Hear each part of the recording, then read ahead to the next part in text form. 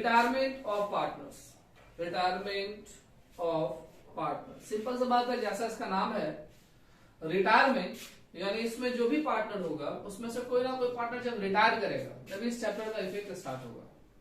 Retirement नाम ही है इसका। इसका भी सेम सिस्टम है जैसे कि आप लोगों ने प्रीवियस वीडियो में देखा होगा। एडमिशन चैप्टर का हमने बोला था कि 3 फॉर्मेट पे डिपेंड होता है, ये भी 3 फॉर्मेट पे डिपेंड होता है।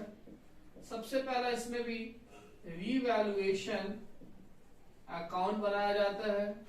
नेक्स्ट पार्टनर्स कैपिटल अकाउंट बनाया जाता है और next balance sheet after retirement और बैलेंस शीट बनाया जाता है। तो आप लोगों ने देखा था क्या प्रीवियस वीडियो में कि हमने रिवैल्यूएशन से रिलेटेड 4 स्टेप बताया था, पार्टनर्स कैपिटल से रिलेटेड भी बहुत सारा स्टेप बताया था, ऑलमोस्ट 6 या 7 स्टेप था। तो इसमें कोई स्टेप में चेंजेस नहीं है। रिवैल्यूएशन जैसा एडमिशन में करते थे वैसा ही एडमिशन की तरह ही सेम रिटायरमेंट में। पार्टनर्स कैपिटल में जैसे ही स्टेप था कि पहले कैपिटल को पुट करो, फिर किसी रिजर्व या कोई सरप्लस है तो उसको आप लोग ओल्ड पार्टनर में डिवाइड कर दो, फिर कोई फिक्टिशियस एसेट्स है तो उसको आप लोग कैपिटल के डेबिट में ट्रांसफर कर लो, ओल्ड पार्टनर में डिवाइड कर दो। यानी सारा स्टेप सेम है। डिफरेंस है तो एक गुडविल ट्रीटमेंट, और डिफरेंस है तो चूंकि ये रिटायरमेंट चैप्टर है, या तो पार्टनर जाएगा बिजनेस से, तो वो जो जाएगा तो जाने के टाइम में उसका जो सेटलमेंट करेंगे। इस सेटलमेंट का प्रोसेस 3 है। एक है कि या तो आप उसको कैश दे दो जितना उसका शेयर होता है, या तो फिर आप उसको कुछ कैश दे दो जितना आपसे पॉसिबल है, जितना फर्म से पॉसिबल है, कुछ कैश दे दो, रिमेनिंग अमाउंट को आप क्या करो, लोन में ट्रांसफर कर दो, जो आप आस्ते आस्ते उसको डिफरेंट इंस्टॉलमेंट में पेमेंट करोगे, क्योंकि इसमें लोन अकाउंट भी बनाया जाता है। या फिर आपके पास अगर कैश नहीं है या फर्म के पास कैश नहीं है तो क्या करो, आप उसको टोटली अमाउंट को लोन में ट्रांसफर कर दो। 3 प्रोसेस को क्लोज किया जाता है। किसको? तो जो पार्टनर रिटायर होता है उसको। बाकी जो कंटिन्यूइंग पार्टनर यानी जो पार्टनर बच गया, सपोज दैट कि ए बी सी तीनों पार्टनर था जिसमें से बी रिटायर हो रहा है, तो ए और सी का क्या करेंगे हम लोग, नॉर्मल सम्स की तरह बात कर रहे हैं कि ए और सी को हम लोग करेंगे क्या, सीडीवीडी, और बी जो रिटायरिंग पार्टनर है जब उसके कैपिटल अकाउंट को हम लोग क्लोज करेंगे तो उस समय हमको इस चीज का ख्याल रखना होगा कि इसको क्लोज कैसे करें। सम्स में अगर इंफॉर्मेशन होगा कि आप कैश दे दो, ऑब्वियसली कैश देकर क्लोज कर देंगे। सम्स में अगर इंफॉर्मेशन होगा कि कुछ कैश दे दो कुछ लोन कर दो, ऑब्वियसली कुछ कैश और कुछ लोन दे देंगे। अगर सम्स में इन सब के बारे में कोई भी इंफॉर्मेशन नहीं है, कुछ भी बताया ही नहीं गया है कि रिटायरिंग पार्टनर को क्लोज कैसे किया जाए, उस कंडीशन में ऑलवेज रिटायरिंग पार्टनर्स के कैपिटल अकाउंट को हम लोग लोन से क्लोज करेंगे। यानी क्लोजिंग प्रोसेस जो है इसमें डिफरेंस है एडमिशन से। एक ये डिफरेंस है। दूसरा डिफरेंस है इसका गुडविल ट्रीटमेंट। इसमें गुडविल ट्रीटमेंट ध्यान से समझिएगा, गुडविल ट्रीटमेंट आपकी स्क्रीन पे आ जाएगा। देखिए सबसे पहला गुडविल ट्रीटमेंट है इसमें कि इसमें गुडविल को रेज किया जाता है या फिर गुडविल को राइट ऑफ किया जाता है। तो रेज का एंट्री है goodwill account debit to all partners capital account. इस चीज को हमने अगर एडमिशन से लिंक किया तो आपको याद दिला दें कि एडमिशन में था रेज का entry goodwill account debit to old partner, because यहाँ पे ओल्ड पार्टनर जो रहता था वो बाहर से कोई पार्टनर आके नया बनता था, और यहाँ तीनों का तीनों तो ओल्ड ही है, तो तीनों ओल्ड ही है, तो जाने वाला प्रोसेस है ना, तो तीनों जो ओल्ड है, इसलिए यहाँ पे क्या एंट्री बन गया कि गुडविल अकाउंट डेबिट जैसे होता है to all partners capital account. और रेज के लिए हम लोग को ओल्ड रेशियो चाहिए, इसमें भी ओल्ड रेशियो चाहिए। रेज के लिए गुडविल का फुल वैल्यू चाहिए, इसमें भी फुल वैल्यू चाहिए। तो पहला एंट्री है रेज का। सेकेंड होता है right of, return of. Return of का सिंपल सा मीनिंग है कि गुडविल को आप बुक में मत दिखाओ, गुडविल को आप बुक में मत दिखाओ, उसको राइट ऑफ कर दो। तो अगर राइट ऑफ करते हैं तो इसका एंट्री होता है कंटिन्यूइंग पार्टनर, क्योंकि राइट ऑफ तो वही करेगा ना जो बिजनेस में ऑलरेडी बिजनेस को कंटिन्यू करके जा रहा है, उसी के हाथ में तो रह जाएगा। राइट ऑफ का मतलब क्या था, उसको उसका जो रिटायरिंग पार्टनर उसके शेयर को उस अकाउंट में दिखा दिए और उसको उसके अकॉर्डिंग पैसा दे दिया, लेकिन गुडविल लेके तो नहीं जाएगा, गुडविल तो फर्म के पास ही रह जाएगा। तो फर्म अब किसके हाथ में, जो कंटिन्यूइंग पार्टनर है उसके हाथ में। तो पूरा का पूरा गुडविल क्या करेगा, ये जो कंटिन्यूइंग पार्टनर है ये आपस में क्या करेगा, राइट ऑफ कर देगा, रख देगा एक तरह से।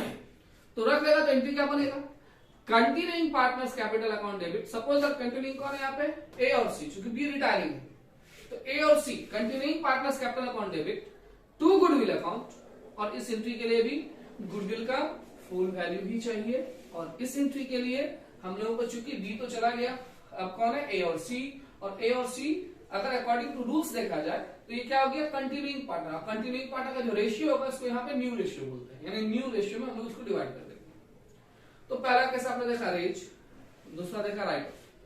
तीसरा केस होता है, क्वेश्चन में आपको मेंशन रहेगा कि on the retiring partner share of goodwill adjusted with the continuing partners, यानी सिर्फ retiring partner share of goodwill को, यानी जो रिटायरिंग पार्टनर्स है उसके गुडविल का जो शेयर होगा उसका एंट्री आप करो, और वो कौन एडजस्ट करेगा, obviously sir continuing partner C करेगा। तो इसका जो जर्नल है देखिएगा, थोड़ा सा हो सकता है आपका स्क्रीन पे थोड़ा सा कट के आता हो, देखिएगा इसका एंट्री है continuing partners capital account debit to retiring partners capital account, यानी कंटिन्यूइंग पार्टनर कौन है, ए और सी। तो ए और सी यानी A's capital account debit, C is capital account debit to retiring कौन है, बी, तो to B is capital account. और इस एंट्री को करने के लिए जो रिटायरिंग पार्टनर्स है उसका सिर्फ गुडविल शेयर चाहिए, और इसको डिस्ट्रीब्यूट करने के लिए ए और सी का गेनिंग रेशियो चाहिए। कौन सा रेशियो चाहिए, गेनिंग। रिटायरमेंट में और डेथ में जो रेशियो यूज होता है वो गेनिंग रेशियो यूज होता है। और गेनिंग रेशियो के बारे में हम बात करते हैं तो गेनिंग रेशियो का फॉर्मूला होता है, gaining ratio is equal to new ratio minus old ratio. और ये रेशियो सिर्फ कंटिन्यूइंग पार्टनर्स के लिए कैलकुलेट होगा, यानी इसके लिए कैलकुलेट होगा और इसके लिए कैलकुलेट होगा। तो इसमें कहानी सिंपल सा है, गुडविल ट्रीटमेंट थोड़ा सा चेंज है एडमिशन से, और क्लोजिंग का जो प्रोसेस है वो रिटायरिंग पार्टनर का अलग है और कंटिन्यूइंग पार्टनर का अलग है। कंटिन्यूइंग पार्टनर का सीडीबीडी हो सकता है, कंटिन्यूइंग पार्टनर्स का कैपिटल अगर फिक्स कर देगा तो उसको हम लोग डिस्ट्रीब्यूट करेंगे, अलग अलग तरह से हो सकता है। तो चलिए स्टार्ट करते हैं हम लोग इससे रिलेटेड क्वेश्चन। देखिएगा आप लोग, हाँ अगर आप लोगों को इसका रिवैल्यूएशन को देखना है तो वो वीडियो अपलोड है, आप रिवैल्यूएशन पूरे वीडियो को देख सकते हैं ताकि आपका ये क्लियर हो जाए। और कैपिटल अकाउंट का स्टेप देखना है तो सारा स्टेप सेम है, गुडविल ट्रीटमेंट रिटायरमेंट वाला होगा, और इसमें एडमिशन तो है नहीं जो पैसा लाएगा, ये रिटायरमेंट है, इसमें से तो कुछ लेके जाएगा। तो वो जो लेके जाएगा वही स्टेप बता रहे थे कि बी जो जाएगा उसको कैसे क्लोज करेगा, बाकी दो पार्टनर्स जो रह जाएगा उसको कैसे क्लोज करेंगे। चलिए स्टार्ट करते हैं। क्वेश्चन में देखिएगा, अपने ही मटेरियल बोल रहे होंगे आप लोग, सोच रहे हैं किसके मटेरियल, भाई अपने ही मटेरियल, क्या मटेरियल, मटेरियल मतलब आरसीसी का मटेरियल, मेरा कोचिंग का नाम है आर कॉमर्स सेंटर। तो आरसीसी का मटेरियल से स्टार्ट करते हैं। क्वेश्चन नंबर 11 जिसमें हम आपको दिखलाएंगे कि जो पार्टनर रिटायर है, जो हमने 3 वे बताया आपको कि लोन से क्लोज होता है, कैश से क्लोज होता है, कुछ कैश कुछ लोन से क्लोज होता है। तो फर्स्ट हम क्वेश्चन को जो क्वेश्चन में मेंशन रहेगा उसके अकॉर्डिंग आपको बताते हैं, और फिर हम उसी टर्म को चेंज कर करके आपको बताएंगे कि अगर ये अदर प्रोसेस है, यानी लोन से क्लोज होता तो क्या होता, कैश से क्लोज होता तो क्या होता, या कुछ कैश कुछ लोन से क्लोज होता तो क्या होता। तो फोकसली समझिएगा, इसका पैटर्न को समझिए, बाद में क्वेश्चन बहुत सारा आप खुद भी कर लोगे।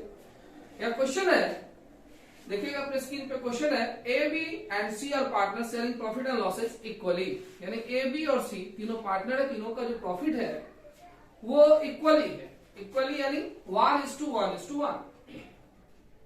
The balance sheet of the firm as on 31st December 2017 stood as follows। Balance sheet दिया हुआ है, एसेट साइड में गुडविल भी है, देख रहे हैं हम लोग, और बहुत सारे एसेट्स है, लायबिलिटी साइड में भी है, अच्छी बात है, रिजर्व है। नीचे बताया गया कि सी रिटायर, सी यानी थर्ड पार्टनर, ये थर्ड पार्टनर क्यों बोले रेशियो के टाइम में बताएंगे। C retire on 1st January 2018 in order to arrive at the balance due to C, it was mutually agreed that land and building भी valued है, यानी जब सी रिटायर हुआ तो बहुत सारे एसेट्स का अलग अलग वैल्यूएशन हुआ। बहुत सारा इन्फॉर्मेशन देख रहे होंगे कि लैंड एंड बिल्डिंग का वैल्यू 50 हो गया, investment fluctuation fund be brought down, investment fluctuation fund जो वो कम हो गया 500 रुपया, ब्रॉट डाउन टू रुपीज 500, मतलब जितना था वो 500 रुपया का अटक गया, जितना था बैलेंस में देख सकते हैं आप 1200 था वो कम हो गया, अच्छी बात है भाई। Contingency reserve is no longer required, जो कंटीजेंसी रिजर्व है उसका अब जरूरत ही नहीं है, वो खत्म हो गया, ये भी अच्छी बात है। आगे बढ़ते, stock to be taken at ₹9,000, stock को 9,000 रुपया पकड़ा गया। डेटर्स आर ऑल गुड्स, अच्छी बात है, एंड गुडविल वैल्यूएशन दिया हुआ। मेन टॉपिक जो मेरा है, जो इस पे हम डिस्कस करने वाले हैं, वो 6 नंबर पॉइंट में है कि amount due to C will be transfer to his loan account carrying interest at the rate of 12% per annum. यानी इस क्वेश्चन के अकॉर्डिंग इस बार हमको रिटायरिंग पार्टनर को लोन अकाउंट से क्लोज करना है। तो देखते हैं कैसे क्लोज होता है, क्वेश्चन को करना स्टार्ट करते हैं। सबसे पहले बोला है हम लोग स्टेप वाइज करते हैं, पहले रिवैल्यूएशन, फिर कैपिटल एंड फिर बैलेंस। यह इंफॉर्मेशन के according land and building be valued at ₹50,000, जबकि पहले से लैंड एंड बिल्डिंग 40,000 का था, यानी 10,000 से इंक्रीज किया, और एसेट्स इंक्रीज करने से हम लोग रिवैल्यूएशन के क्रेडिट में लेते हैं 10,000। नेक्स्ट है हम लोगों का investment fluctuation fund be brought down to ₹500, चूंकि यहाँ रिवैल्यूएशन के अकॉर्डिंग आगे रिवैल्यूएशन में ही लेके निकल जाते हैं। तो इन्वेस्टमेंट फ्लक्चुएशन फंड 1200 का था जो कि 500 हो गया, यानी investment fluctuation fund reserve liability है, डिक्रीज कर गया। तो लायबिलिटी डिक्रीज करने से हम लोग क्या करते हैं, एसेट डिक्रीज करने से हम लोग बाय में ही लेते हैं, बाय लायबिलिटी डिक्रीज करने से हम लोग बाय में लेते हैं। इन्वेस्टमेंट फंड 700, चूंकि ऊपर में 1200 था 500 हो गया, यानी 700 डिक्रीज किया। नेक्स्ट है contingency reserve is no longer required, यानी उसका जरूरत नहीं है, एक सिंपल सा रिजर्व है, कैपिटल में हम लोग जाएंगे तो उसको डिस्ट्रीब्यूट कर देंगे। नेक्स्ट हम लोग का डेटर आर ऑल गुड, ये बहुत ही अच्छा कॉन्सेप्ट है एडमिशन चैप्टर के लिए भी, रिटायरमेंट के लिए भी। डेटर्स आर ऑल गुड, यानी जो भी मेरे पास डेटर है वो सारा का सारा गुड है। गुड है मतलब उसके साथ अगर कोई भी आइटम माइनस है तो वो माइनस वाला मतलब डेटर को डिक्रीज करने वाला सारा पॉइंट खत्म हो गया। देख लेंगे हम लोग के डेटर में पीबीडी माइनस है 800 से, और डेटर सारा गुड हो गया तो फिर पीबीडी का कोई काम नहीं रहा, और पीबीडी का काम नहीं रहा, पीबीडी जैसी हटेगा तो डेटर इंक्रीज कर जाएगा। तो डेटर एसेट्स होता है, इंक्रीज करेगा तो बाय में लेंगे, तो बाय पीबीडी 800। नेक्स्ट है हम लोगों का stock to be taken at ₹9,000, यानी स्टॉक को 9,000 पकड़ा गया है, जबकि स्टॉक पहले से है 10,000, यानी स्टॉक मेरा 1,000 से डिक्रीज कर गया। स्टॉक एसेट्स होता है, एसेट डिक्रीज करने से डेबिट में लेते हैं टू स्टॉक 1,000। नेक्स्ट है हम लोगों का गुडविल ट्रीटमेंट, वैल्यूएशन के साथ में ट्रीटमेंट है। देखते हैं, पहले इसको क्लोज करते हैं। इसका क्लोजिंग जो है, छोड़ो, इसका क्लोजिंग जो है सिंपल है। कौन सा साइड बिगर है देख लीजिए आप, ये साइड बिगर है, और ये अगर हम ऐड करते हैं तो 11,500, जिससे इसको अगर माइनस करें तो रीवैल्यूएशन प्रॉफिट आया, ब्रैकेट में transfer to capitals, partners capital, या फिर आप इसको लिख सकते हैं पार्टनर्स कैपिटल अकाउंट, ब्रैकेट में प्रॉफिट ऑन रिवैल्यूएशन। अब इसमें से माइनस किए तो मेरा रिवैल्यूएशन प्रॉफिट आया 11,500 माइनस 1,000, 10,500, और ये पूरा का पूरा प्रॉफिट जो ऑलरेडी पहले से पार्टनर है, यानी ओल्ड पार्टनर सभी है, ए बी सी तीनों ही है, ए है, बी है, सी है, वो आपस में डिस्ट्रीब्यूट कर दें 10,500, और कौन से रेशियो में, ओल्ड रेशियो। ओल्ड रेशियो क्या था इसका, इक्वली था, डिवाइड कर 3 से 1/3, 1/3 एंड 1/3, तो आया आपका 3,500, 3,500 आउटर 10,500। इस तरह से हम लोगों ने रिवैल्यूएशन क्लोज किया। ये कोई नया चीज नहीं है, जस्ट एडमिशन के अंदर जो भी जैसा भी रूल्स है रिवैल्यूएशन में दोनों का सेम। अब याद हम लोग कैपिटल अकाउंट की तरफ, जैसा कि हम लोग देखे हैं कि इसका स्टेप जो है, स्टेप डिस्कशन हमने किया है, आप लोग प्रीवियस वीडियो में जाकर देख सकते हैं। एडमिशन बोल के स्टेप डिस्कशन है, बट वो सारा का सारा स्टेप रिटायरमेंट में भी यूज होता है। तो सबसे पहले हम लोग कैपिटल का बैलेंस लेंगे, बाय बैलेंस बीडी, और यहाँ कैपिटल हम लोगों का 30,000, 20,000, 20,000।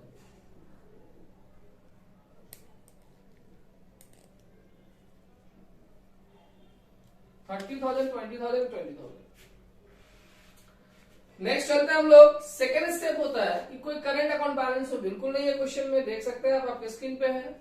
नेक्स्ट होता है रिजर्व, तो जो रिजर्व यहाँ पे यूज कर लिया, जैसे इन्वेस्टमेंट फ्लक्चुएशन एक रिजर्व ही था, वो रिवैल्यूएशन के तहत आ गया क्योंकि उसका अमाउंट में इंक्रीज डिक्रीज का प्रोसेस था, बट जो रिजर्व यहाँ यूज नहीं है उसको हम यहाँ पे डिस्ट्रीब्यूट कर रहे हैं। तो बाय वर्ड है कंटीजेंसी रिजर्व,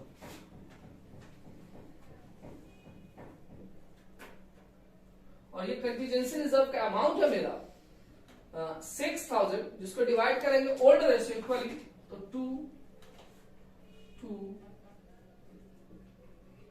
2। ध्यान से समझिए कॉन्सेप्ट। हो सकता है कि आप लोग के माइंड में आ जाए कि सर इन्वेस्टमेंट फ्लक्चुएशन रिजर्व 700 लिए हैं और बोल रहे हैं कैपिटल में मत डिस्ट्रीब्यूट करो। भाई अच्छी बात है, अगर हम इसको यहाँ डिस्ट्रीब्यूट करना चाहें तो हम यहाँ डिस्ट्रीब्यूट कर सकते हैं, जो मेरे पास रह गया है, और वो कितना का रह गया 500 का, तो हम इन्वेस्टमेंट फ्लक्चुएशन 500 के यहाँ डिस्ट्रीब्यूट कर सकते हैं, इसमें कोई गलती नहीं। बट हम यहाँ क्यों यूज करें, जब उसका रिवैल्यूएशन किया तो बैलेंस शीट में भी ले सकते हैं, बैलेंस शीट में ले लेंगे। क्लियर ना? तो आते हैं हम लोग नेक्स्ट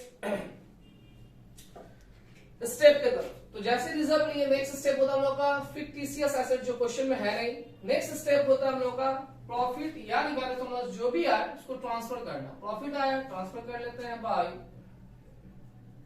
रिवैल्यूएशन प्रॉफिट 3,500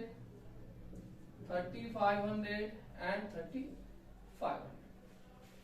जैसे रिवैल्यूएशन प्रॉफिट आ जाए फिर स्टेप आता है गुडविल ट्रीटमेंट का। यहाँ पे इस क्वेश्चन में गुडविल कैलकुलेट नहीं किया गया है, बोला गया है, आप देख सकते हो पॉइंट नंबर 5 में कि goodwill be valued at 1 year's purchase of the average profit of the past 5 years। मतलब 5 साल का एवरेज प्रॉफिट मेथड में आप कैलकुलेट, मतलब एवरेज प्रॉफिट मेथड है, 5 साल का प्रॉफिट है, number of year of purchase 1। According to rules हम लोग करते हैं इसको। Note 1 calculation for goodwill. Step 1 सबसे पहले हम लोग निकालेंगे एवरेज प्रॉफिट, जिसमें क्या करेंगे, एवरेज का मतलब सिंपल सा 5 इयर्स का प्रॉफिट, 5 साल का प्रॉफिट को ऐड करेंगे। तो प्रॉफिट हम लोग का 11,500 प्लस 14,000, फिर नेक्स्ट प्रॉफिट हम लोगों का प्लस 9,000, फिर है प्लस 8,000 एंड फिर है प्लस 10,000 होल डिवाइडेड बाय 5 साल क्या, तो 5 से डिवाइड, तो सबको ऐड करके और फिर 5 से अगर डिवाइड करता है तो मेरा आता है 10,500। यह है एवरेज प्रॉफिट। बट चाहिए गुडविल, तो next step therefore goodwill is equal to average profit into number of year of purchase. ये आप लोग क्लास 12 में देखे होंगे, हर एक बोर्ड के बच्चे, चाहे वो सीबीएसई हो, आईएससी हो, क्लास 12 में है ये गुडविल वैल्यूएशन। एवरेज प्रॉफिट मेरा है 10,500 और number of year of purchase बोला है ऑन द, देखेंगे उसमें आपको दिखेगा कि हमने उसको पेन से रेक्टिफाई किया है। 1 नहीं होना चाहिए, वहां पर होना चाहिए 3 इयर्स परचेज। 3 इयर्स परचेज क्यों होना चाहिए, इस पर डिस्कस करके हमें कोई फायदा नहीं है। तो नंबर ऑफ ईयर परचेज जो है इसमें 3 है, तो अगर इसको इनटू करते हैं तो ये अमाउंट हो जाएगा 31,500, यानी मेरा गुडविल वैल्यूएशन हुआ 31,500। क्लियर है भाई? अब आते हैं हम लोग गुडविल ट्रीटमेंट की तरफ। जैसा कि हमने आपको एडमिशन में बताया था कि अगर हमको रेंज और राइट ऑफ का एंट्री करना है तो हम लोग फुल वैल्यू, यही मेरा फुल वैल्यू है, इसको रेंज और राइट ऑफ करेंगे। बट एक कंडीशन था कि अगर बैलेंस शीट में पहले से गुडविल है तब हम लोग डिफरेंस अमाउंट से, डिफरेंस बोले तो 31,500 यहाँ है और हम लोग का बैलेंस शीट में 19,500 19,500, this minus balance sheet value minus करने का जो अमाउंट फिगर आएगा उससे हम लोग रेज करेंगे। जब भी कभी रेज का एंट्री हो और पहले से भी गुडविल हो तो हम लोग डिफरेंट अमाउंट से रेज करेंगे, बट राइट ऑफ करेंगे फुल वैल्यूज, राइट ऑफ करेंगे फुल वैल्यूज। अब इसमें रेज का ही एंट्री है, ऐसा कहां लिखा है?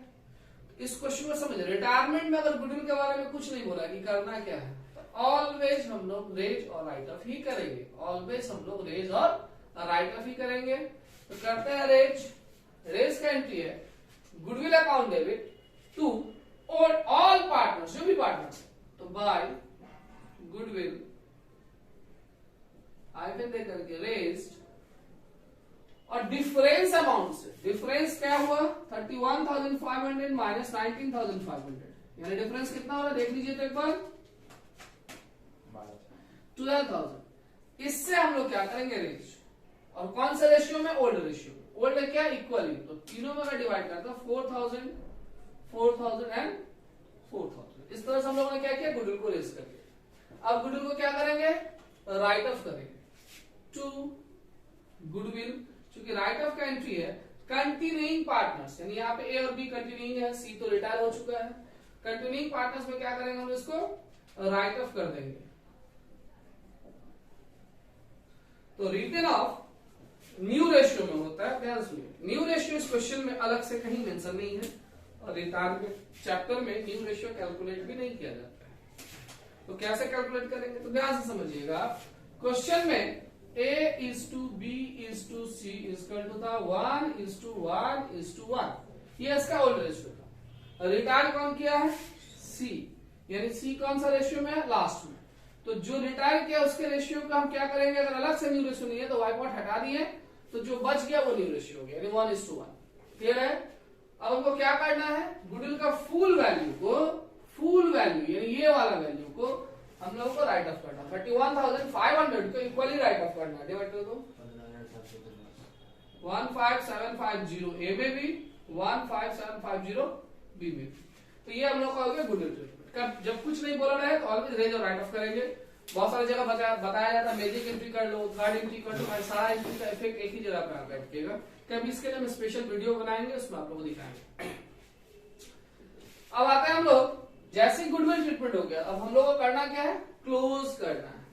तो सबसे पहले क्लोज पॉइंट आता है रिटायरिंग पार्टनर्स के। इस क्वेश्चन के अकॉर्डिंग सम्स में बोला गया है, लास्ट पॉइंट में देखिएगा कि amount due to C will be transferred to his loan account, यानी जो भी अमाउंट है सी का उसको आप क्या करो, लोन से क्लोज कर दो। तो हम क्या करेंगे, टोटल का एक लकीर लिए और सी को क्लोज कर दें। ध्यान से देखिए 29,500 टोटल, 29,500 टोटल, या कुछ भी माइनस करने के लिए नहीं है, टू लोन हाइफन दे करके ट्रांसफर, और माइनस करने वाला फिगर है नहीं, सेम अमाउंट 29,500। और बाकी दोनों पार्टनर्स का क्या करेंगे हम लोग, सीडी करेंगे। इसको अगर हम लोग सीडी करते हैं तो टोटल देखते हैं कितना होता है इसका, देखिए 39,500 ना, 34 35, हाँ 39,500, जिसमें से इसको माइनस किया जाए तो मेरा फिगर क्या आएगा,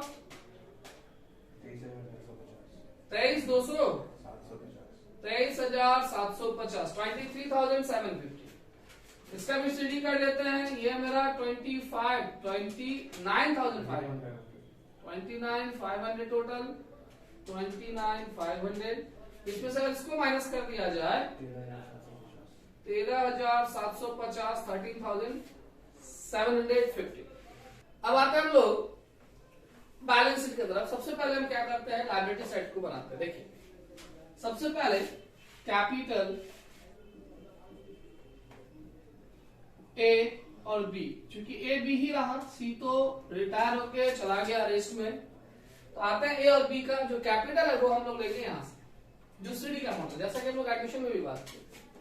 तो फर्स्ट का आया 23,750, सेकंड का 13,750, तो टोटल 37,500। तो एक चीज हम लोग यहां से ले लिए। दूसरा लोन है, तो लोन भी लायबिलिटी में, चूंकि फॉर्म के लिए तो ये क्या है, लायबिलिटी ना है, देना है फॉर्म को, और ये लोन कितना था, सी का, तो सीज लोन अमाउंट है मेरा 29,500। ये दो चीज हम लोग यहां से लेंगे। इसके अलावा हम चले जाएंगे अपने बैलेंस शीट, जो मेरा बैलेंस शीट है आप स्क्रीन पे देखिएगा। बैलेंस शीट में कंटीजेंसी रिजर्व तो हम लोग कैपिटल में डिस्ट्रीब्यूट कर लिए थे। इन्वेस्टमेंट फ्लक्चुएशन फंड जो है उसको हम लोग कैपिटल में डिस्ट्रीब्यूट नहीं किए थे, उसको रिवैल्यूएशन के तहत लिए थे। तो उसका जो न्यू फिगर हो चुका था, तो इन्वेस्टमेंट फंड जो मेरा हो गया है वो नया फिगर में 500 हो गया। तो 1200 था, 700 से क्या हुआ, डिक्रीज हुआ, तो न्यू वैल्यूएशन 500। और उसको हम लोग एड लेस करके नहीं दिखाएंगे, रिजर्व है ना। चलिए नेक्स्ट आते हैं हम लोग। और कोई लायबिलिटी तो है एक क्रेडिटर्स, जिसका अमाउंट बैठाने से पहले देख लेंगे कि रिवैल्यूएशन में उसके साथ कुछ हुआ है कि नहीं। कुछ भी नहीं हुआ है, सेम अमाउंट 12,800।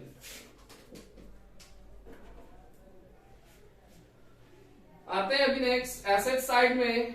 जैसा कि आपने देखा कि गुडविल रेज और राइट ऑफ हुआ, तो टोटल गुडविल ही हट गया, क्योंकि हम लोग डिफरेंस रेज करने का क्या मीनिंग हुआ कि 19,500 से ऑलरेडी तो रेज है, इसलिए तो बुक में, और उसमें हम लोग का आया था 31,500, एक्स्ट्रा 12,000 को तो रेज कर दी। लेकिन राइट ऑफ जब हम किए तो क्या किए, टोटल को ही राइट ऑफ कर दिया। इस टोटल के अंदर में ही तो 19,500 भी था, तो गुडविल पूरी तरह से खत्म, यानी अब नहीं रहा आप लोगों के पास। लेते हैं next land and building. Land and building कुछ हुआ इसके साथ, देख सकते हैं इंक्रीज हुआ है 40,000 जो बैलेंस शीट में है, एड एप्रिसिएशन 10,000, आउटर 50,000। नेक्स्ट है हम लोगों का इन्वेस्टमेंट, कुछ भी नहीं हुआ इसके साथ। इन्वेस्टमेंट इसका अमाउंट है 5,000। नेक्स्ट है हम लोगों का स्टॉक। स्टॉक के बारे में अगर बात करें तो स्टॉक डिक्रीज हुआ था।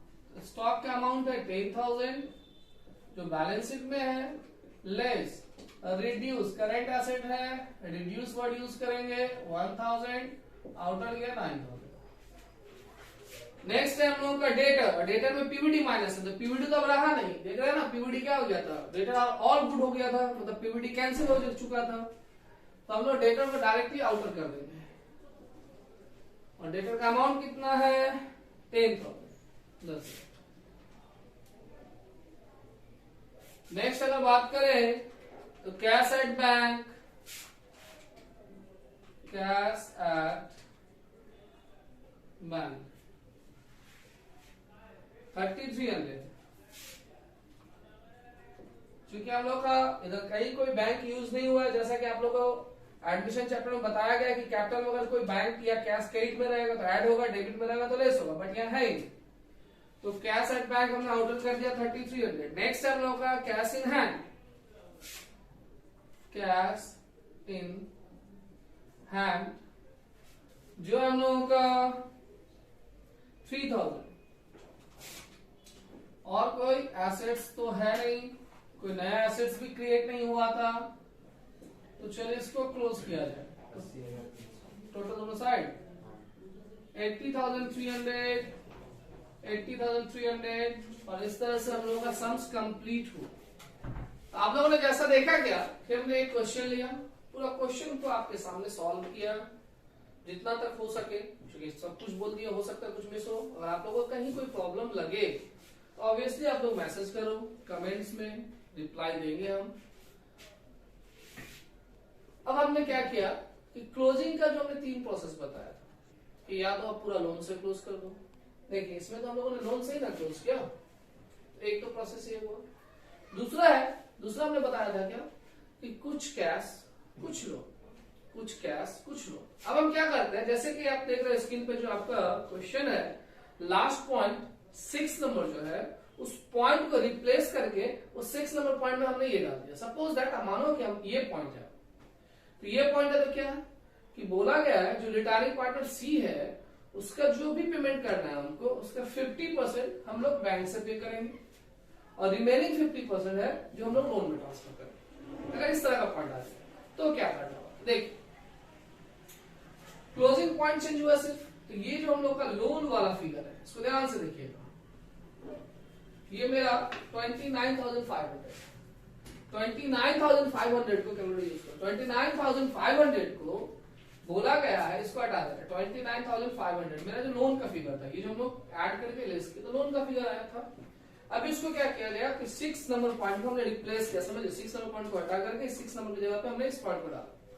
अब क्लोजिंग प्रोसेस चेंज हो गया कि क्या करना है, तो 50% कैश है। 29,000 ऐसे ऐड किए हम लोग, 29,500 माइनस करने वाला कुछ है नहीं। तो क्या हुआ कि मेरे 29,500 देना है सी को, जिसमें 50% हम लोग को देना है किससे, बैंक से। तो दे रहे हैं टू बैंक 14750 दे करके पेड 14750 ये हमको कैश देना है, और रिमेनिंग 50% को बोल रहा है लोन में ट्रांसफर कर दो। टू लोन हाइफन दे करके ट्रांसफर, और ये भी मेरा हो जाएगा 14750। एक क्लोजिंग पॉइंट आपने देखा।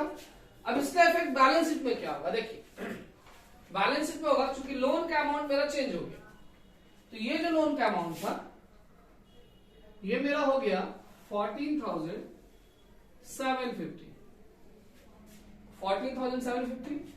और चूंकि हम लोग यहाँ पे बैंक से पेमेंट किए हैं, बैंक कौन सा साइड में आया कैपिटल का, डेबिट में।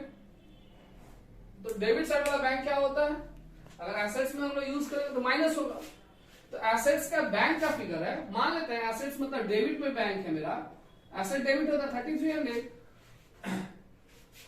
और इसके तहत अगर सोचेंगे तो कैपिटल अकाउंट में टू बैंक, यानी अगर जर्नल इसका किया जाए तो कैपिटल टू बैंक, तभी ना कैपिटल में टू बैंक पोस्टिंग हुआ है। इसका मतलब बैंक अभी यहाँ क्या है, क्रेडिट में, यानी बैंक का क्रेडिट हो गया मेरा 14750। अब बैंक का क्रेडिट का मतलब क्या होता है, ओवरड्राफ्ट। बैंक का क्रेडिट का मीनिंग क्या होता है, ओवरड्राफ्ट। तो ओवरड्राफ्ट मेरा हो गया 14750। अगर इस दोनों को आपस में एडजस्ट कर दें तो मेरा माइनस करके आ जाएगा 11,475 बट क्रेडिट बैलेंस है ना, देखो तो ठीक बोला है 450, यानी ये दोनों को अगर आपस में एडजस्ट कर दे तभी तो क्रेडिट का अमाउंट बढ़ा है, यानी क्रेडिट बैलेंस ही बचेगा। क्रेडिट बैलेंस का मतलब क्या बोले, बैंक ओवरड्राफ्ट। तब क्या होगा कि यहाँ पे हम लोग बैंक को यूज नहीं करेंगे क्योंकि बैंक रहा नहीं, और हम लोग बैंक को क्या करेंगे, ओवरड्राफ्ट लायबिलिटी में बैंक ओवरड्राफ्ट यूज करेंगे 11,450 और हम लोग इसको क्या करेंगे, फिर से टैली करेंगे। देखिए 70 स्टार्ट कर दो। तो अब हम लोग क्या करते हैं, जैसे इस फिगर को चेंज किए तो बैलेंस शीट में अब आगे इधर भी 77,000 और इधर भी 77,000। क्लियर है। तो ये था इसका एक केस जिसमें हम लोग अगर इस तरह का इंफॉर्मेशन रहे तो कैसे क्लोज करेंगे रिटायरिंग पार्टनर को। हम लोग इसके थर्ड केस में देखिए, पहले लिख ले हम। अब आते हैं थर्ड केस के तरफ कि क्लोजिंग कैसे किया जाए। फिर से हम क्या बोल रहे हैं कि आपके स्क्रीन पे जो क्वेश्चन है उसका 6 नंबर पॉइंट को फिर से रिप्लेस करके उस जगह पे आप क्या कीजिए, इस पॉइंट को समझिए कि बोला है क्या कि amount due to C paid by cheque, यानी जो भी हमको सी को देना है सारा का सारा हम चेक में देकर के क्लियर हो जाएगा। सारा का सारा हम चेक में देकर के क्लियर हो जाएगा। कॉन्सेप्ट आप लोगों को माइंड में आ रहा होगा कि सर मेरे पास तो अगर देखा जाए बैलेंस शीट में 3300 का ही बैंक बैलेंस है, तो हम चेक देंगे तो बाउंस नहीं कर जाएगा।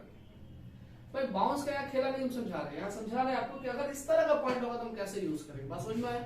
और वैसे भी बाउंस का खेला तब होता है ना जब मान लो कोई नॉर्मल इंसान हो, ये तो पार्टनरशिप ओवरड्राफ्ट फैसिलिटी तो हो ही सकता है अकाउंट, मतलब बैंक की तरफ से ओवरड्राफ्ट फैसिलिटी तो दिया ही जाता है अपने करंट अकाउंट होल्डर को।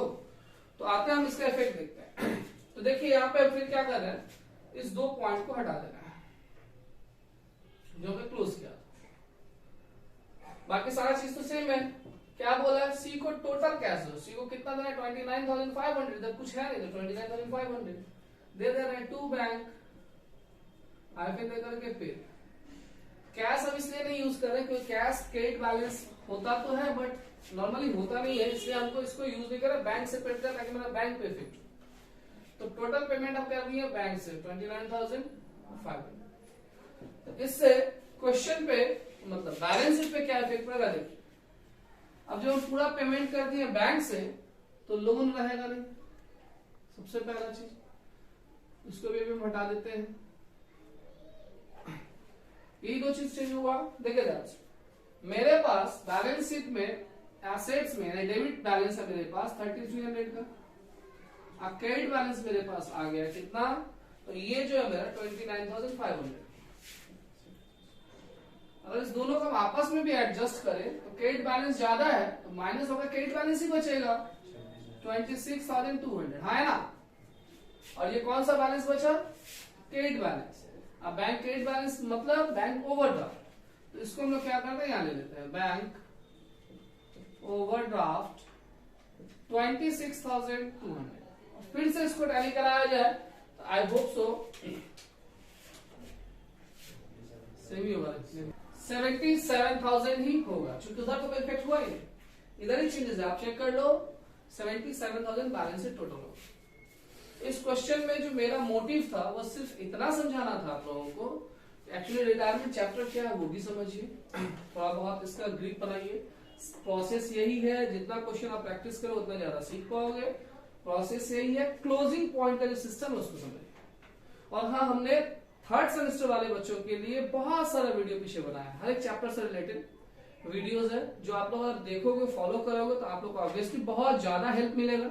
ऐसा तो नहीं कह सकते कि उसी से सब कुछ हो जाएगा, वो एक छाया है जिसको देख करके आप उस चैप्टर को पकड़ सकते हो। तो आराम से उसको देखिए और कमेंट्स कीजिए कि आप लोगों को मेरा वीडियो लग कैसा रहा है, शेयर कीजिए, सब्सक्राइब कीजिए। Thank you.